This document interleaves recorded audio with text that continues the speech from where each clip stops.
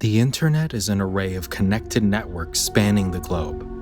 Like neurons, these networks deliver information from location to location, creating a vast web of data. Data are the qualitative and quantitative values that create our sites, links, files, and everything online. From our side of the computer screen, we see this data as numbers and symbols.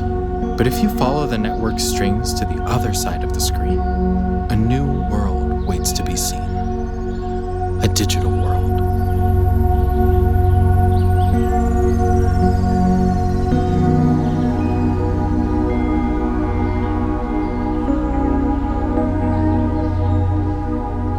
Chapter 1. Wake-up Call. 13 years later. The phone on its charging stand vibrated with crescendoing chimes, the sign of another restful sleep abruptly ended. An arm stretched out from under the covers like a reanimated skeleton reaching out from a coffin to turn off the alarm. The saccharine optimism of the chimes ceased, followed by a low murmured grunt and a dramatic exhale coming from under the heap of blankets on the bed. At a sloth's pace, the mound sat up and the shaggy-headed chrysalis emerged from its cocoon. Tess yawned and rubbed her eyes as she headed to the bathroom to get ready for another workday. When she reached the hallway intersection on the way, Tess heard the usual snarky, "Morning, Sleeping Beauty," from down the hall in the kitchen. Without stopping, Tess grunted, flipped her roommate a habitual bird, and disappeared into the restroom to continue her morning prep. After about 30 minutes, Tess reemerged, a far cry from the shambling sleepy beast. She had her hair pulled back in a ponytail and was wearing a white button short-sleeve shirt under a navy shin-length cotton dress. "Morning, Penny." The rejuvenated Tess could finally greet her morning bird roommate with civility and a tinge of warmth. "Morning." Penny paused her subconscious humming to reply, then continued washing her breakfast dishes. Penny was a bit shorter than Tess, standing at 5 foot 5 inches. She had shoulder-length wavy blonde hair with one side shaved, a septum piercing, and more ear piercings than Tess had ever bothered to count. Penny rocked the alternative look, but usually wore bright spring colors like the blouse she had on. Tess didn't think she'd seen her wear it before. "You seem cheery today. Well, more than usual, I mean," Tess pointed out. Penny loved to sing, but humming over a sink while scrubbing eggs off of a frying pan at 6:30 was atypical even for her. "Oh, do I? Sorry, I've just had this tune stuck in my head all morning." Dodged Penny. No, you're fine. If you want to play it to get it out of your head, feel free." Tess picked up on Penny's dismissal, but decided it was too early to go digging for answers. "No, I won't torture you. I'll just control myself." Called my bluff. Thanks. Tess sat at the kitchen bar stool to have some cereal while Penny finished getting ready for her own work. "So, any plans for tonight?" Penny pressed. "Why? Are you asking me out?" Tess joked, then immediately regretted it. Penny was usually the one to joke about such things and loved to push Tess's boundaries of personal space.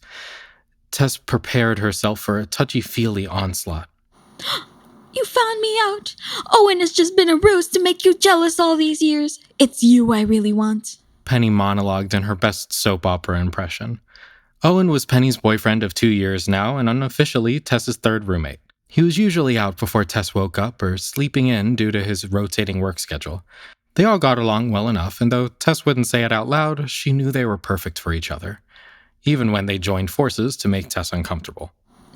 "No, you wish." Penny winked. Tess sighed in relief, feeling she barely escaped a nuzzling attack. "But no, I'm asking as a few of us are going out to the Bridge Tavern tonight to celebrate Owen's promotion. And since you're not doing anything..." "No," Tess interrupted. "Oh, come on, please." "You know I hate the Bridge. It's always crowded and smells like whatever stale beer cocktail is built up on the floor that week." I know, but please. It's just one night, and I know Owen would really appreciate it." Tess paused and waited expectantly. Penny stared back for a bit, then broke. "Okay, fine. What do you want?" 5 stay-at-home free cards, so you can't keep pulling this on me." Tess bargained. "Are you serious? That's so..." Penny threw her arms up. Her eyes met Tess's shit-eating grin. Fine. 3 stay-at-home free cards. Penny caved. 4. Deal. Penny sighed. I hate you. Love you too. Tess winked in self-satisfaction. Penny rolled her eyes and smiled. Penny grabbed her bag and headed out the door, but she stopped in the opening and turned back to Tess. Tess looked at her confused with a mouthful of cereal. Penny's look of concern broke at the sight of Tess's chipmunk cheeks. A little bit of milk was dribbling down her chin. Penny settled herself. I just want you to have fun, she said softly. Tess stared at her, then took a moment to swallow before responding. The bridge is not where people have fun. That's where you go to wallow in self-pity and have a disappointing burger. I'm not talking about the bridge. At least not directly. I get it, but I don't need to go out to have fun. Tess defended. I'm happy here just chilling on my own. Penny paused before adding, I know you're fine on your own. I hope it's enough for you to feel fulfilled. By the bridge. No? Yes? I don't know. Penny wavered. I don't know where I'm going with this anymore. She checked her phone. Shit, I gotta run. Look, you're happy, right? Yes. Cool. That's all I want. Penny turned to leave. See you tonight. Remember, we have a deal. Yeah. 5 stay-at-home free cards for one night with the Hillbillies. I got it. 4. Penny shook her head and chuckled. Later, lovely. Later, weirdo. Penny closed the door behind her. Tess shrugged and went back to her cereal. She wondered if there was some truth to what Penny was getting at, or at least what she was attempting to get at. Maybe she had grown a little complacent. After all, she had a comfortable life, solid job with decent enough pay, her own room, no family problems, and good friends. Well, 2 friends, but she preferred quality over quantity. Still, there were times when she would see Penny with Owen, and she got a little jealous of their connection. What was that about? Spoke a low voice from around the corner in the hallway. Tess let out a little yelp and choked on her cereal. Owen poked his head into the living room. Shit, you okay? I didn't mean to scare you. Owen lied. He did mean to scare her, but he usually had the courtesy to make sure she wasn't eating first. Owen was a muscular man who had taken a variety of well-deserved retaliatory shoulder smacks from Tess and Penny. He had a shaved head and might have seemed intimidating if he ever stopped acting like a goofball. Tess finally stopped coughing and settled herself. You're still home? Yeah, it's my day off. Seeing Tess was fine, Owen settled into his own self-satisfied grin, to which Tess replied with her patented, "You're an ass" look. Lucky you. Well, it was nothing. I really should go. I don't want to be late. She wasn't going to be late, but she didn't care to stick around while Owen celebrated another win for scaring her. Tess grabbed her bag and headed out the door. See you tonight. Owen knowingly smiled. See you tonight. Tess frustratedly closed the door and thought about how an apartment with thicker walls might be worth the investment.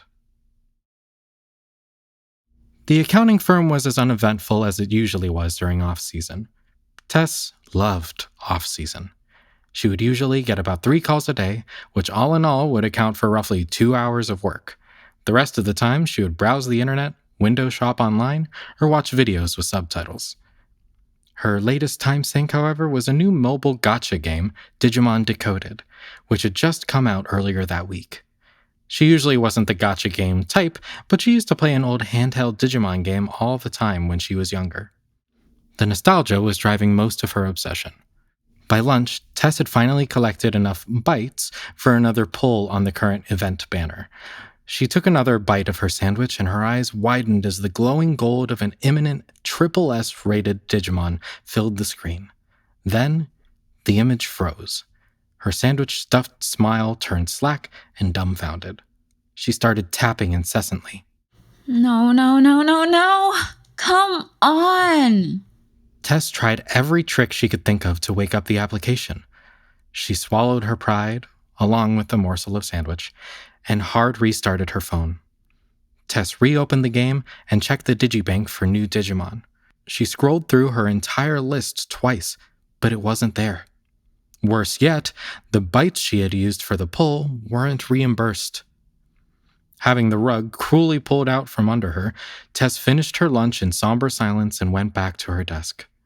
She hoped the mundane work would distract her from the grief. She had mostly forgotten about it by the end of the workday, not from routine, but rather because the grief was being replaced by anxiety over the evening's festivities. Tess was honestly happy that Owen was being recognized with a promotion. He basically had a non-existent sleep schedule for as long as she had known him. Even so, that pride wasn't enough for her to deal with the boozy Bridge Tavern, but Penny's stay-at-home free rewards were enough to close the willingness gap. The hollering of the patrons could be heard from down the street as she made her way to the tavern, which was a euphemism for what was essentially a dive bar. Any rural detailing of the property that may have existed in the past was covered or replaced by sports paraphernalia and flat screens. Maybe that was why Tess hated it so much, because she might have loved what it used to be. The wave of noise crashed into her when she opened the heavy wooden door. She stood at the entrance by the empty hostess stand and craned her head looking for Penny or Owen. Owen, being 6 feet tall, should have been easy to spot, but she couldn't find him. That left Tess looking for Penny, which was significantly more challenging. She ended up waiting alone in the front area for what felt like an eternity before a waitress noticed her and through sign language beckoned her to wait for just one moment. Tess gave a sheepish, understanding wave in return before the door behind her was swung open with a loud whooshing sound. She jumped out of her skin, then turned around to see a familiar man bent over laughing at her expense. Owen, you asshole! Tess exclaimed and hit him on the shoulder. After which she noticed another man had come in with him. She pulled her hand back, half embarrassed. I'm sorry, T. Sometimes it's too easy to pass up. I am glad that you came, though. Honest. Owen settled his laughter and landed on an appreciative smile. Oh, and Tess, this is Elliot. Elliot, Tess. Owen gestured to the slightly shorter, brooding man at his side. Elliot had dark brown hair and a tight, messy style that probably took an hour to perfect, and a triple S-class resting bitch face. He was wearing typical business attire with his shirt neck unbuttoned and his tie loosened under a black bomber jacket. Up until the curt introduction by Owen, Elliot seemed to be almost actively avoiding eye contact with Tess. Post-introduction, he gave her enough attention for a quick head nod and a, "Hey." Then he clocked the bar and beelined to it without waiting for a reply. A pleasure. Tess muttered with enough sarcasm to thicken a stew. The hell is up with him? Tess asked Owen, who shrugged away the tension. Dunno. He's a new hire, new to town. Figured I'd invite him out to meet some people, but yeah, you see how that's going. Honestly, I'm surprised he tagged along. Anyway, where's... Owen began, then he looked over Tess and waved. His question was answered before he could even finish. Hey, there she is. Come on, T. Tess turned around to see Penny peeking up above some booths packed tight with her friends and waving the two of them over. Penny climbed over the others, blocking her way, and gave Owen a big hug. Now that Tess had found them, she set up her solitary station at one of the adjacent standing tables and assumed her wallflower persona. Tess ordered the cheapest beer, not wanting to fund the evil establishment, and she drank away as she watched Penny and Owen enjoy themselves with her other friends. It didn't take very long before the two of them made their way over to check on her. So, how you holding up in hell, lovely? Penny smirked at Tess. Oh, it's great. They even gave me my own beverage to torture myself with. Tess joked. But don't worry about me. What? Is it basically dirty water? Owen asked. I'm sure it's not that bad. Penny ventured. Here, let me try. She grabbed Tess's plastic mug of beer without hesitation and took a big gulp. Penny smacked her lips together, stuck out her tongue, and made an audible sound before forcing it into Owen's chest. What did you expect? Did you forget you hate beer? Owen half laughed as this was a common occurrence with Penny, then he wrapped his hand around the mug and Penny's hand. Babe, you're not wearing the... Penny interrupted, staring daggers at him without discretion. Owen immediately recognized his error and shut his mouth. A rarer occurrence. Not wearing what? Tess asked. Penny and Owen looked at Tess, then back at each other for a pantomime conversation, then after a conclusive gesture, back at Tess. Penny started. I was planning on telling you tonight. Not quite so soon. She glared back at Owen, who feigned innocence, then continued. But it's fine. So, yeah, to put it simply, we're engaged. What? Tess blurted. That's fucking awesome, you guys. Wait, when? How? What did I miss after this morning? Nothing. See, it actually happened last weekend. Penny admitted with a guilty expression. Tess's initial overwhelming excitement began to fade. Oh. Well, that makes a lot more sense why you guys took a spontaneous beach trip when it's March. Am I not supposed to know? Tess quieted down. 'Cause I can totally keep a secret if you need me to. No, it's nothing like that. Penny sighed. I didn't want to get into all the details tonight. There's gonna be a lot to organize with the bridal shower, the wedding, the move, the engagement photos. I'm sorry, what? The last rations of excitement were siphoned from Tess. What? I know it's not necessary, but we want photos from the... Not the photos. Did you say the move? You're moving? Tess asked with a fool's hope that she had misheard. Eventually, yeah, but not far. Just to our own place. With Owen's promotion, it would be stupid to skip town. Penny reassured Tess. We're definitely still finishing the lease, but early next year we'll probably start looking for a house. Oh, cool. I thought you were leaving me for good. It's not like I ever expected us to live together forever. Tess did her best to fake a smile. Although she knew it would be silly for them to always live in that thin-walled apartment together, the thought of Penny and Owen leaving had simply never crossed her mind. They were happy, so why would anything need to change, right? I'm truly happy for you two. You're taking some big steps. Tess tried to emphasize her honesty in case Penny had picked up on her previous lie. Thanks, Tess. We know it won't be easy, but we'll be able to take it on together. Penny said while looking up to Owen, who was looking back with a loving smile. Tess smiled too, but there was sadness behind hers. She perked up a bit and said, Well, you've babysat me enough for tonight. Go on, have fun. Celebrate. When Penny paused and gave her a look, she continued. I'll keep busy by pretending I'm somewhere other than this shitty tavern. But seriously, I'll be fine. Tess gave a reassuring look to Penny before they turned hand in hand to rejoin their friends.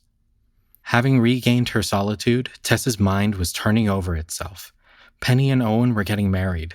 Not only that, but they were going to move. Tess made a solid salary, but not enough to pay for the apartment on her own. Either she was also going to have to move, or she would have to find a new roommate. The thought of the latter made Tess swell with anxiety, so that left her with one option. She would need to downsize. She would need to find somewhere that was still close to work, or maybe she would need to find a new job too. She looked at her dirty water beer, then got up to go to the bar, hoping to quiet her thoughts with stronger stuff. 2 shots of well rum were a quick remedy. Unfortunately, now that the rambling thoughts were quieted, the raucous jeering of the bar crowd came in full force. Tess pined for her private standing table, which was now occupied by a fresh set of strangers. It was Tess, right? It took a moment to register that the unfamiliar voice was talking to her. When she looked over to the side, she noticed Owen's new coworker settling into the buffer seat next to her. His stylish hair was disheveled. He must have been throwing back drinks since he had only arrived about an hour ago. Although his speech was washed, his movement was steady in practice, so he didn't seem quite out of his wits yet. Tess looked for an exit strategy. The only option she calculated was to leave the tavern, but she had a feeling Penny would dock a portion of her reward if she left early. That's me. And you're the new hire, Elijah? Tess was visibly uncomfortable to a sober person. Elliot, but close enough. Guess Owen filled you in on the new work lackey. Elliot raised his glass of dark liquor in a sarcastic toast to himself, then took a big swig. Tess kept one eye on Elliot and one searching for Penny and Owen, hoping to see an opening to flag them over and save her, but she couldn't see them through the new herd of drunkards behind her. The bartender set down a Long Island tea that Tess had ordered. So, what bullshit are you drowning? Elliot gestured to her drink, to which Tess gave a confused look. Don't give me that. Takes a fellow depressed individual to know one. I'm not depressed. Just turning off my brain a bit.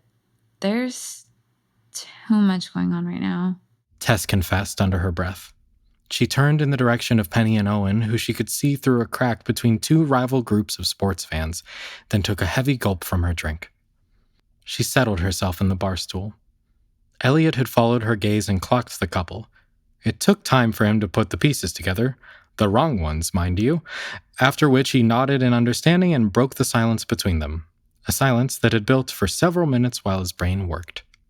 Oh, don't worry, Tess. I'm sure a pretty girl like you will find your true love and get married someday, Elliot said, attempting to console her. Tess, who in the downtime of the conversation had begun distracting herself with her phone, caught the operative word in Elliot's poor attempt at speech and cracked. You knew? Yeah, I have eyes. You got a nice face, Elliot plainly answered. Oh my god. No. You knew they were engaged. Tess pressed. Oh, Elliot now realized he may have made some mistake. yeah, we had congrats bagels at work yesterday. Tess grabbed her things, set cash on the counter, and stormed out of the tavern, squeezing and pushing through the crowd along the way. Tess's anxiety bypassed the alcoholic haze. Elliot knew they were engaged. Why would he know before her? Did Penny not trust her? Was Owen just stupid? Was Penny worried she'd be jealous? Was Penny trying to protect her? From what? Getting hurt? Clearly that had worked well. Did Penny think she couldn't handle the news? Maybe she was right. Tess landed on that thought as she sat against the wall of the Bridge Tavern's adjacent alleyway.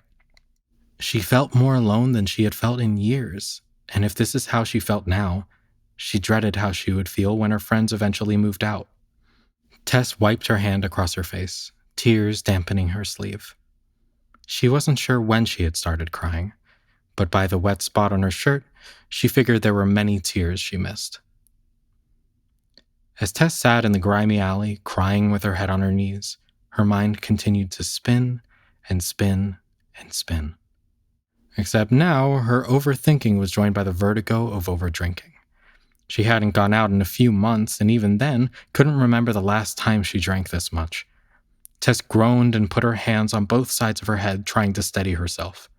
Due to her abrupt departure from the bridge, she hadn't carefully put her phone into her bag, so it tumbled out onto the cracked pavement of the alley.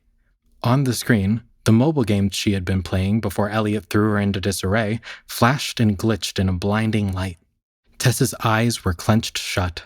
She was still holding her head as the world outside her vision seemed to flip and turn. Tess tensed her mouth shut before clambering over to where she had remembered seeing an open dumpster. She threw up violently, the night's poisons expelled from her stomach. Once she could catch her breath after multiple torrents, she wiped her mouth and felt that the world had stopped spinning. Ugh. She groaned, and finally opened her eyes to see that she had not thrown up in a dumpster.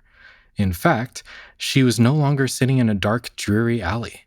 Above her was a blue-purple night sky, with small flecks of light drifting in the wind.